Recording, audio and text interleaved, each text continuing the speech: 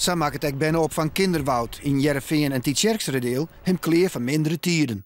Als aan het eind van het jaar de situatie net verbeteren is, zullen mogelijk 15 volkslijnen banen verdwijnen moeten. We zien dat de afgelopen jaren het aantal kinderen al behoorlijk verminderd is. Dat zijn al 10.000 kinderen geweest in de afgelopen 7 jaren. Op 80.000 kinderen, dus dat is best veel. Dat is meer dan 10%. Ja, zeker. En die lijn die zien wij ook doorgaan, eigenlijk in negatieve zin voor ons dan. Tot 2020, 2025 zo'n beetje. Dus dat is een hele harde, een demografische zeg maar. En daarnaast zie je natuurlijk dat de werkgelegenheid toch ook afneemt. Dus dat er meer werkloosheid is. En dan kan je niet meer gebruik maken van de kinderopvangtoeslag.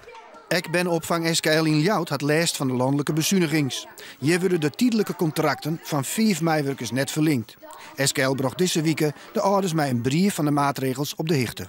We moeten in ieder geval heel kritisch zijn naar van welke mensen blijven kennen. We vragen grote flexibiliteit van mensen. Van werk je op die momenten wanneer de band er wel binnen.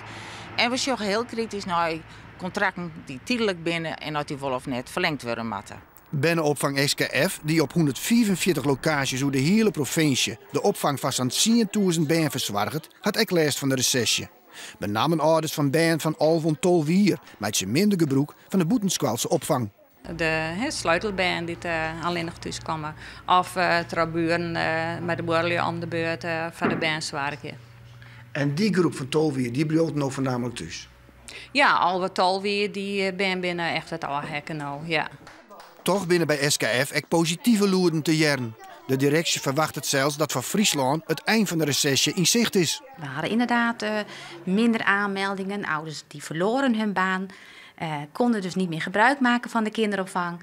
Maar op dit moment stijgt ook dat aantal kindertjes weer, gelukkig. Maar goed, de economische recessie is nog niet voorbij. En zolang dat nog aanwezig is en die demografische gegevens, wat ik net al zei, dat is gewoon een lange termijn planning.